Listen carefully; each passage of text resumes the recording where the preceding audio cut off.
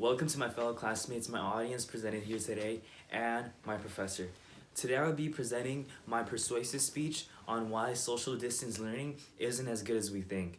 So to begin with, I would love to give a quick shout out to all my fellow freshmen classmates who have and are going through social distance learning for the very first time in college, as well as myself. It's been hectic. We went into spring break thinking that we are going to get an extra week, then it turned into an extra month, and then it turned into the rest of the year. And now we are literally stuck in the midst of a pandemic, going through and ending the year off in the month of November, which is kind of crazy.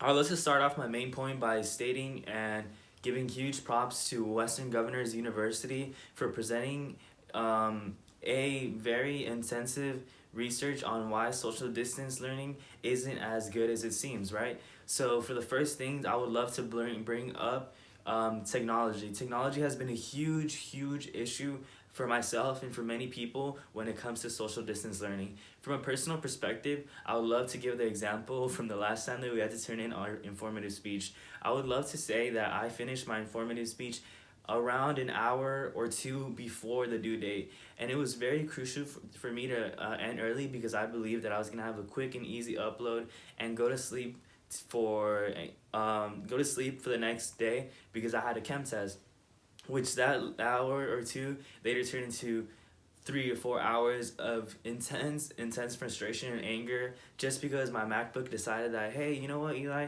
I am not gonna upload your video to YouTube because I'm just not feeling like it. And it has to be one of the worst days of my life.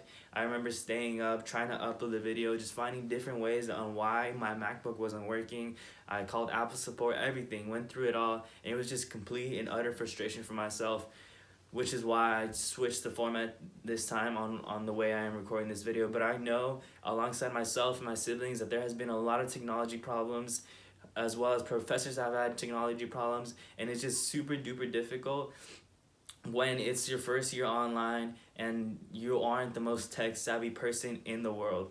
So that would be my first point. My second point I would love to bring up is flexibility. Flexibility has been an intensely crucial reason on why social distance learning isn't as well as it sounds, right? On paper, it's like, wow, you can just wake up, log into the Zoom call, go back, log into a Zoom call while you're out, while you're in the car. And other than that, there aren't many perks of social distance learning flexibility.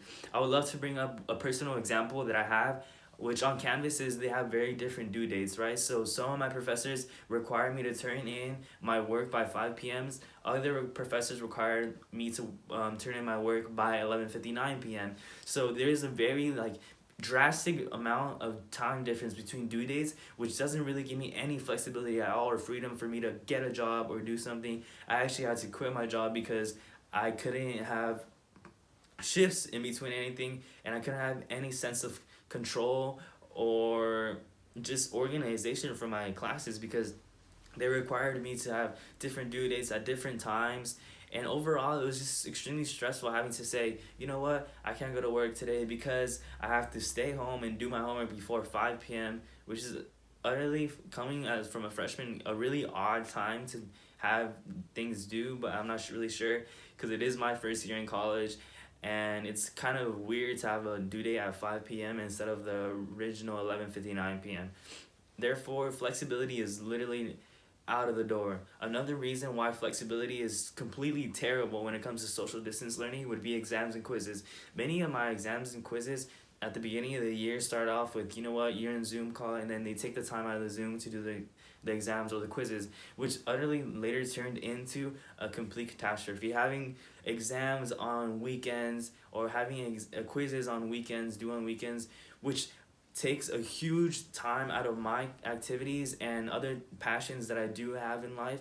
I can't go out into the mountains and ride a dirt bike as much as I would like to, or I can't go out and play my guitar because I have a due date of an exam on a Saturday night or a Saturday afternoon, which kind of really took the whole experience for me and tossed it out the door.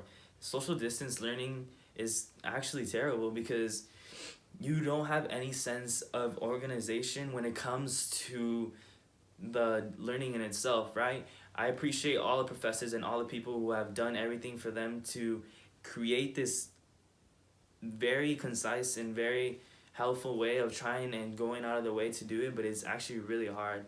And for my final point, I would love to bring us social interaction. Social interaction is extremely vague, and we can't do anything about it, right? Because there is no reason on why we can't talk to professors and we can't just have a good time with our classmates. So that would be concluding my informative speech. I mean, my persuasive speech on why social distance learning is terrible. I hope everyone has a good night today and is able to turn in their things.